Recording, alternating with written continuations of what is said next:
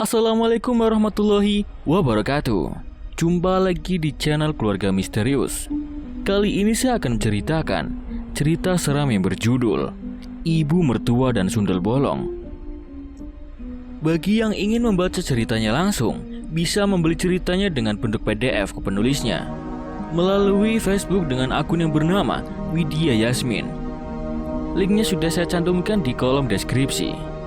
Sebelum masuk ke ceritanya, jangan lupa subscribe, komen, like, dan tekan loncengnya agar tidak ketinggalan update cerita terbaru di channel Keluarga Misterius. Seperti apa cerita selengkapnya? Langsung saja kita masuk ke ceritanya dan selamat mendengarkan. Sundel bolong, kuntilanak! Sebuah suara setinggi 10 oktav terdengar bergema hingga merobek gendang telinga. Begitulah cara ibu mertua memanggil semua menantunya. Entah apa yang ia pikirkan, sehingga memanggil nama menantu-menantunya dengan sebutan mengerikan seperti itu. Sebenarnya, tak hanya kepada menantu-menantunya, tetapi aku juga pernah mendengar ibu mertua memanggil kuntilanak kepada anak perempuannya, bahkan kepada tetangga atau siapapun yang mengusik perasaannya. Walaupun kini aku tak lagi tinggal seatap dengan wanita yang telah melahirkan suamiku itu, tetapi suara cemprengnya masih sering terngiang-ngiang di telinga. Setiap kali bayangan ibu mertua singgah dalam ingatan, tiba-tiba dada ini terasa sesak dan bergemuruh. Aliran darah pun terasa bergejolak hebat, disertai nyeri di bagian kepala. Ibu mertuaku adalah seseorang yang bermulut pedas dan suka ceplas-ceplos. Tak heran jika semua anak dan menantunya tak ada yang mau tinggal seatap dengannya. Tak terkecuali aku dan suamiku yang memilih mengontrak rumah daripada harus mengalami tekanan batin jika harus tinggal bersamanya. Suamiku adalah anak ketiga dari 4 bersaudara. 7 tahun yang lalu aku menikah dengannya. Kini ibu mertua hanya tinggal berdua dengan ayah mertua, karena semua anaknya memilih untuk mengontrak dan jauh darinya. Adik iparku, Rudi bersama istrinya, pernah tinggal di rumah ibu mertua. Namun hanya setahun saja mereka berada di sana. Tiba-tiba rumah tangga mereka berantakan karena ulah ibu mertuanya itu. Kabarnya istri Rudi kabur entah kemana, padahal saat itu ia tengah hamil. Suatu hari, ibu mertua menelpon suamiku untuk tinggal sementara di rumahnya karena ayah mertua ada urusan bisnis di luar kota. Aku terpaksa menuruti kemauannya, walaupun dada ini terasa bergemuruh memikirkan apa yang akan terjadi nanti. Setelah menuruti permintaannya, kupikir ia bisa mengubah karakternya, terlebih sejak dijauhi semua anak juga menantunya. Namun, ternyata mulutnya masih saja lebih pedas dari sekilo cabai rawit. Dasar sundel bolong, ngepel lantai kok basah begini? Teriaknya saat aku mengepel lantai pagi itu, sedangkan suamiku telah berangkat bekerja. Aku langsung minta maaf, lalu buru-buru mengambil lap kering untuk mengelap lantai. Yang bener kalau ngepel, sengaja biar saya jatuh, ujarnya dengan sinis. Aku mencoba bersabar, karena mungkin hanya beberapa hari saja tinggal di rumah ini. Sundel bolong, cepetan ngepelnya, tuh cucian piring udah numpuk, teriaknya. Aku hanya menghela napas, lalu buru-buru menyelesaikan tugasku. Kalian tahu nggak, dulu ibu kalian itu hantu yang sangat menyeramkan.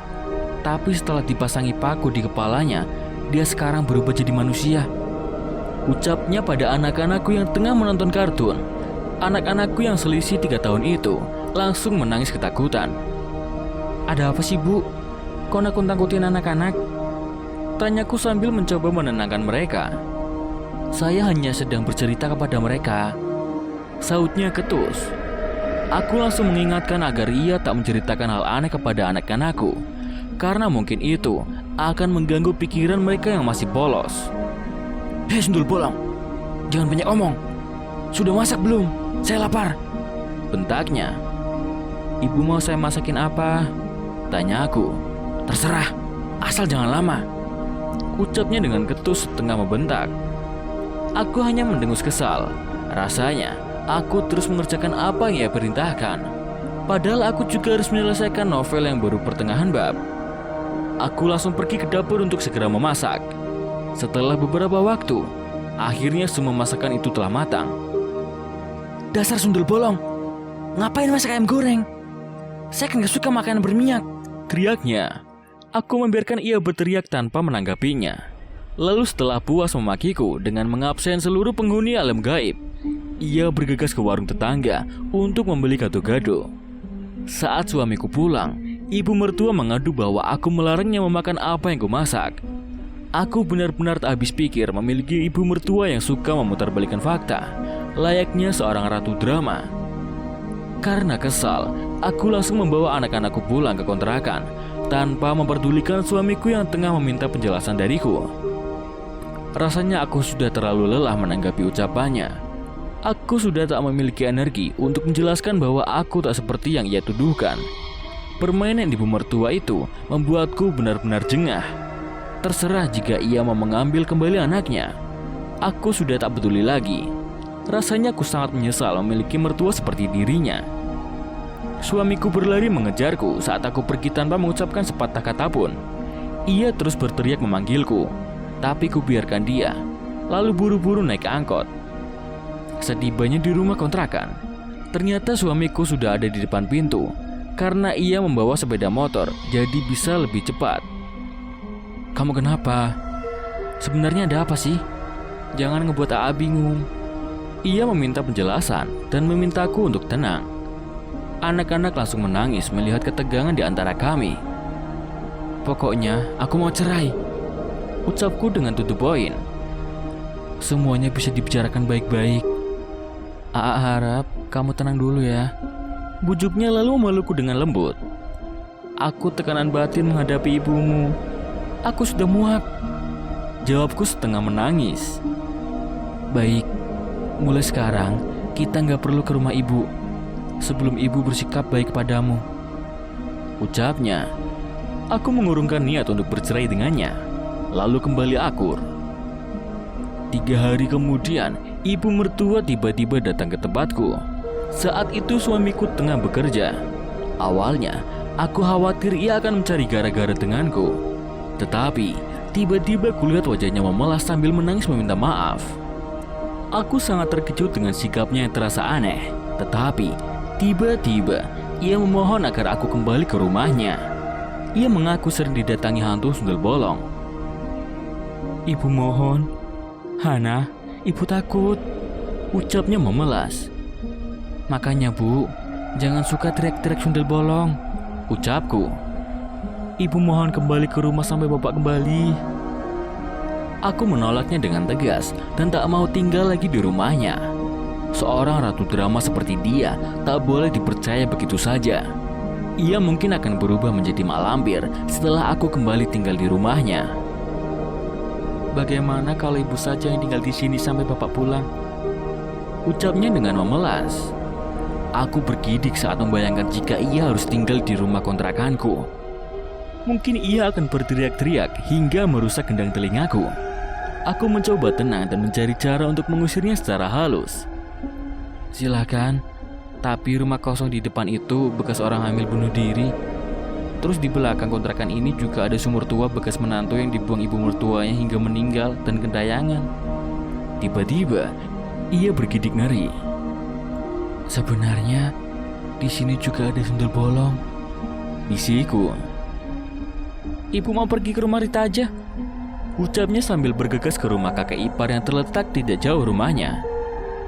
Aku tersenyum lega. Akhirnya, ia segera pergi. Walaupun ada sedikit rasa penasaran bagaimana nasib Rita saat tinggal bersama wanita bermulut pedas itu, sedangkan Rita tengah hamil.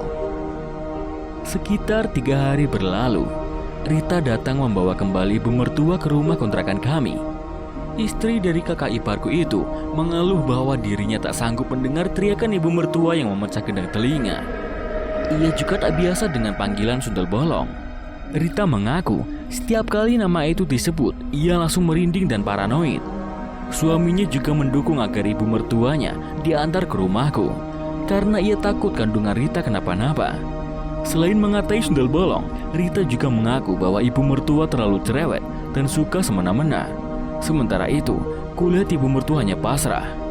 Walaupun dengan wajah kesal saat menantunya itu menitipkannya padaku. Makanya Bu, jangan toksik, jangan suka nyakitin hati menantu. Untung ibu gak dimasukin sumur sama Rita, ucapku. Kalian berdua sama saja, sama-sama menantu durhaka. Rita buru-buru pulang tanpa mau lagi berdebat dengan ibu mertuanya itu. Ia hanya mendumal dengan wajah yang ditekuk. Semua makian berbahasa Sunda ia sebutkan walau dengan suara lirih. Sepertinya Rita tidak memberinya makan hingga ia tampak lemas dan tak bertenaga. Ibu sudah makan? Tanyaku. Ia menggeleng. Rita gak memberi ibu makanan. Wanita itu gak becus masak. Semua masakannya gak enak. Terus dia juga suka main dukun. Hingga anak saya berani melawan saya, padahal saya ini ibunya, gerutunya. Aku menghela napas mendengar ucapannya. Rita pasti tertekan, tinggal 2 hari bersamanya. Aku mengajaknya ke meja makan, lalu menunjukkan lauk yang telah kumasak. Memangnya saya ayam dikasih makanan begituan? Bentaknya. Aku menarik napas dalam-dalam, lalu mengeluarkannya secara perlahan. Rasanya malas menahannya lama-lama, tapi aku harus memastikan perutnya kenyang terlebih dahulu, lalu mengusirnya secara halus. Ibu mau makan apa? Tanyaku dengan lembut. Pepes ayam, pepes jamur, dan sambal terasi, sahutnya. Aku mengangguk, lalu pergi ke warung nasi yang terletak beberapa meter dari rumahku. Setelah itu mempersilahkan wanita berambut keriting yang wajahnya mirip Meriam Bellina itu segera makan. Kalau masak harus seperti ini, enak, ucapnya ketus. Aku hanya tersenyum menanggapi ucapannya sambil menunggu ia selesai makan. Beberapa waktu kemudian, setelah selesai makan, lalu bergegas ke ruang tengah dan menyalakan televisi. Pijitin bahu saya dong, ucapnya. Ngapain ibu masih di sini? Kenapa ibu nggak pulang? Ia hanya menunduk dengan wajah teraniaya. Aku antar ibu ke rumah Teh Imas ya. Bujuku lembut, kasihan juga kalau terus judes padanya. Imas tadi menolak ibu tinggal dengannya, ucapnya sambil tertunduk lesu.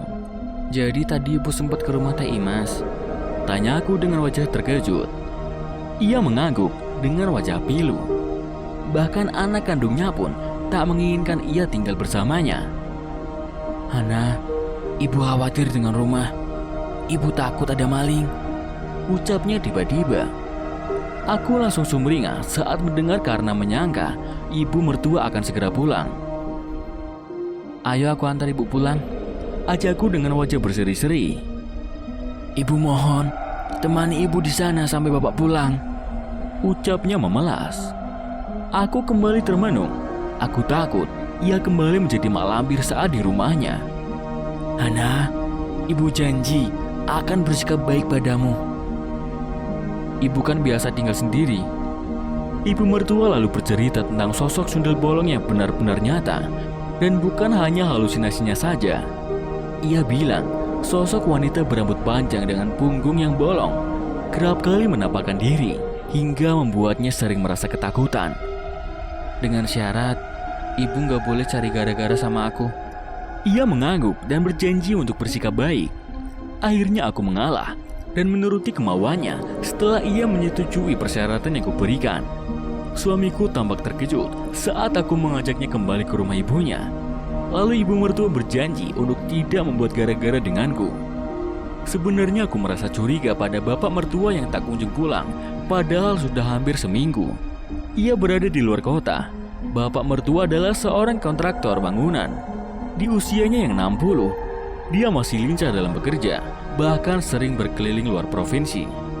Setibanya di rumah ibu mertua, tiba-tiba aku merasa merinding. Padahal sebelumnya aku merasa biasa saja saat di rumah itu. Entah mengapa bulu kuduku terasa meremang saat berada di sana. Rasanya ada sepasang mata yang memperhatikanku hingga perasaanku menjadi tak karuan. Ibu mertua langsung beres-beres rumah karena kondisi sekitar sedikit berdebu.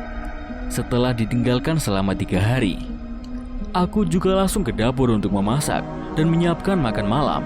Kebetulan tadi sempat membawa bahan mentah dari rumah. Di dapur, bulu kuduku terus merinding. Selain itu, detak jantungku pun terasa sangat cepat. Masak nasinya jangan banyak-banyak, soalnya ibu gak makan malam. Ucapnya. Aku mengangguk, lalu lanjut masak seadanya. Setelah makanan matang, aku segera memanggil suami juga anak-anak untuk makan malam. Ibu kemana? Tanya suami. Sudah masuk kamar, katanya ngantuk, sahutku. Oh. Ia menyahut lalu melanjutkan makan. Saat malam semakin larut, suami juga anak-anak telah terlelap. Aku meraih ponsel, lalu segera melanjutkan tugasku menulis novel online di sebuah platform menulis. Suasana terasa hening. Aku bersyukur karena suasana yang sunyi bisa membuatku fokus menulis. Namun tiba-tiba terdengar suara cekikan khas kuntilanak yang membuatku terkesiap. Lalu tidak lama kemudian terdengar suara gelak tawa ibu mertua yang begitu lepas. Aku segera keluar dari kamar. Kulihat wanita berusia 57 tahun itu tengah tertawa sambil menonton film jadul bertema beranak dalam kubur. Aku tak menyangka ibu mertua bisa seberani itu menonton film tersebut sendirian. Apalagi saat tengah malam. Membayangkan wajah pemeran utama yang terkenal dengan julukan ratu horornya, aku sudah merinding. Ya ampun bu, ngapain nonton film gituan? Bukannya ibu takut? Tanya aku. Berisik, sudah sana buatkan teh manis, ucapnya. Aku mengangguk lalu pergi ke dapur dan membuatkan teh manis untuknya. Muncul niat untuk iseng padanya. Ku lepas ikatan rambutku, lalu ku biarkan tergerai di depan hingga menutup mata. Ini bu tehnya, ucapku sambil memberikan segelas teh manis. Ibu mertua langsung meraih gelas itu tanpa menoleh ke arahku. Matanya tetap fokus ke film horor yang pemeran utamanya itu Susana. Sementara itu, aku masih duduk di sampingnya dengan rambut tergerai ke depan. Tuh, kemanisan, dasar sundel bolong, umpatnya sambil melirik ke arahku. Tiba-tiba, ia terkesiap dan berteriak histeris. Wah, ada Susana! Teriaknya sambil berlari pontang-panting hingga menabrak pintu kamarnya. Aku hanya tertawa melihat tingkah konyolnya, lalu buru-buru mematikan televisi. Keesokan paginya, ibu mertua menggerutu padaku dan juga suami. Kurang ajar kamu Hana, semalam kamu nakut-nakutin saya, bentaknya. Maksud ibu apa? Aku gak ngerti, tanyaku pura-pura tak tahu. Semalam kamu pura-pura jadi sundul bolong kan? Ia bertanya setengah membentak. Aku menggelengkan kepala dengan wajah polos. Jadi semalam itu... Maksud ibu gimana? Ini ada apa? Tanya suamiku. Ibu mertua lalu menceritakan apa yang terjadi semalam. Makanya jangan suka nonton film horor tengah malam. Terus jangan suka ngatain orang dengan panggilan sundul bolong, ucap suamiku. Tiba-tiba wajah ibu mertua pucat pasi dan ketakutan. Sudah hampir 2 minggu aku berada di rumah ibu mertua karena bapak masih juga belum pulang. Sebenarnya kini ibu mertua tak terlalu semena-mena padaku. Ia tak terlalu sering menyuruhku dan mencari gara-gara. Bahkan ia juga sering membantu pekerjaan rumah. Sepertinya ia mulai berubah karena takut aku meninggalkannya dari rumah ini. Beberapa kali ia bercerita kalau dirinya sering didatangi sosok sundel bolong. Aku hanya tersenyum menanggapi ucapannya karena merasa ia terlalu mengada-ngada. Sebenarnya aku juga sering merasa merinding di rumah ini. Tetapi sejauh ini aku belum pernah melihat penampakan apapun. Biar ibu saja yang menyapu dan mengepel lantai. Kamu bikin sarapan lalu beresin dapur, ucapnya pagi itu setelah aku selesai sholat subuh. Aku mengangguk lalu masuk ke dapur dan membersihkan tumpukan perabotan yang kotor. Setelah selesai, aku kembali pada ibu mertua untuk bertanya. Ibu mau dibuatin sarapan apa? Awas, jangan bilang terserah lalu ngomel. Aku memperingatkannya karena teringat tingkahnya yang selalu membuatku serba salah. Beliin bubur aja deh. Terus beli juga sarapan untuk kalian terserah apa, sautnya sambil memberikan selembar uang berwarna biru. Aku mengangguk, lalu membeli bubur ayam dan 4 porsi nasi kuning. Kebetulan pedagang bubur ayam jualan nasi kuning juga. Setibanya di rumah, kulihat suami telah siap berangkat kerja. Begitu pula 2 anakku telah bangun. Aku berterima kasih karena ibu mertua telah memandikan si sulung dan memakaikannya seragam TK. Mana sini sarapannya? Kita semua sudah menunggu. Aku langsung mengambil piring untuk nasi kuning. Sementara bubur ayam milik mertua langsung kuberikan karena menggunakan styrofoam. Kok ibu bubur ayam sendirian, sedangkan kalian nasi kuning semua? Tanyanya saat melihat suamiku yang tengah melahap nasi kuning bercampur ayam goreng suwir dan sambal terasi juga irisan mentimun yang tampak menggugah selera. Loh, bukannya tadi ibu sendiri yang minta? Kamu masih saja memperlakukan saya seperti ini.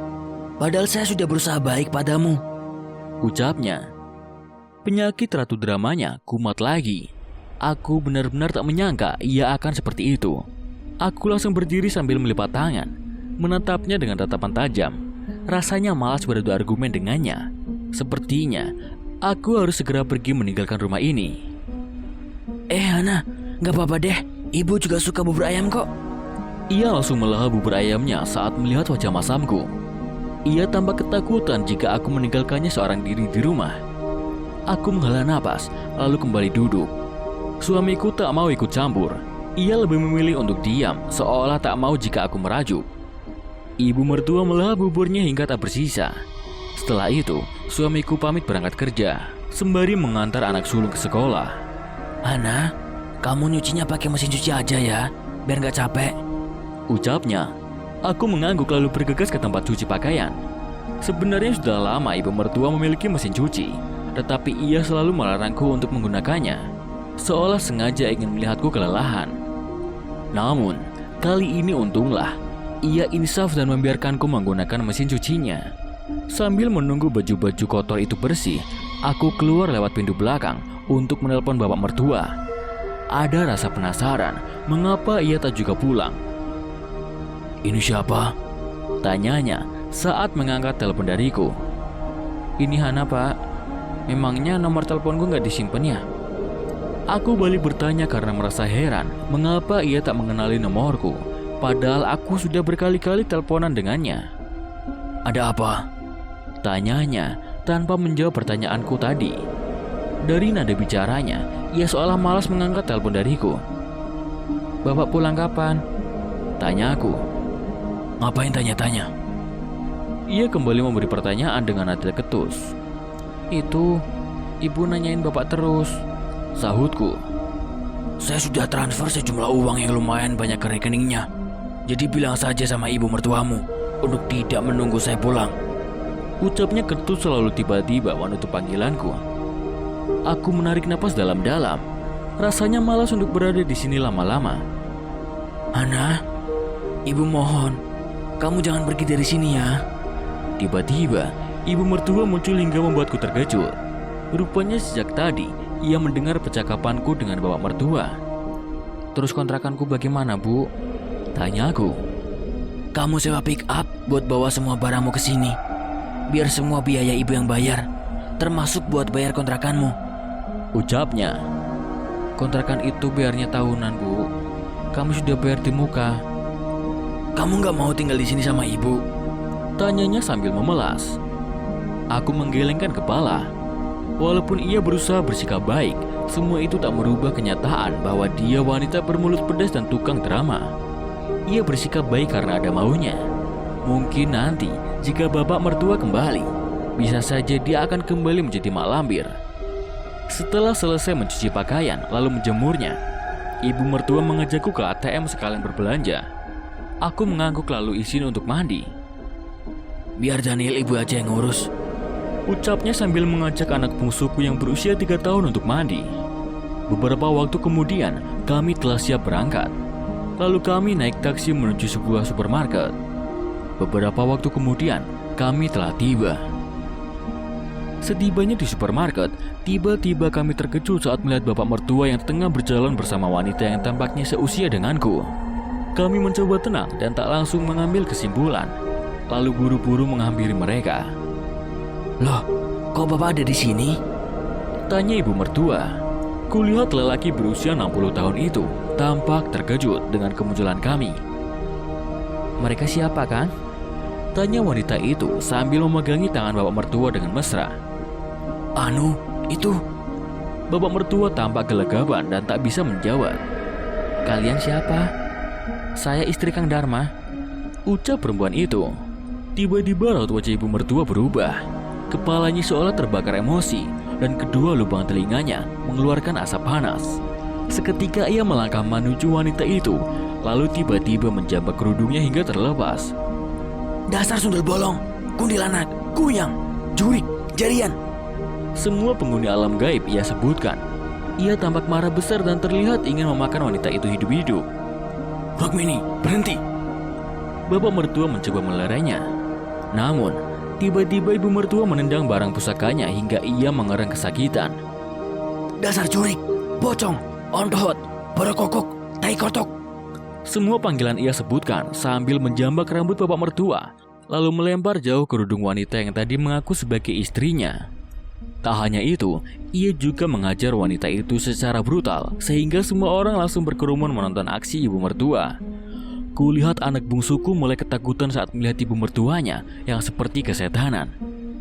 Sudah Bu, ayo kita pulang. Ajakku sambil menarik lembu tangannya.